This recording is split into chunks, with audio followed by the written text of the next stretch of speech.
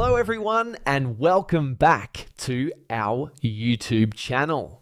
In this video, I'm going to show you how to fix Roblox error 9007. First, we'll start with something very simple yet powerful. So over the time, apps store temporary files to load faster, but sometimes those files get corrupted and the app starts acting weird.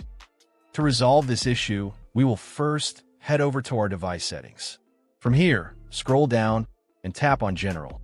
Once you're in the General Settings tab, look for iPhone Storage option and tap on it.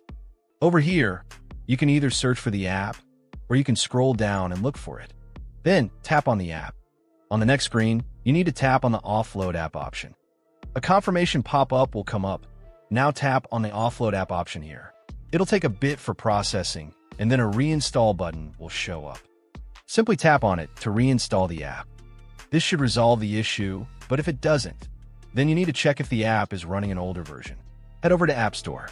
From here, double tap on this search icon in the bottom right corner, and then search for the app. Once the app comes up in the search result, and if you see this update button right next to the app, simply tap on it to make sure you're running the latest version of the app. However, if you continue to encounter this issue, then you will need to completely reinstall the app, which usually resolves the problem. Head over to this screen the way we did before. And over here, tap on the Delete App option here to uninstall the app from your device. A confirmation pop-up will come up. Now tap on the Delete option here. Once uninstalled, open up App Store and search for the app in the search bar. After the app comes up in the search result, simply click on this cloud icon to install it back onto your device. Hopefully, this resolves the issue. If it does, consider sending a super thanks to support our channel.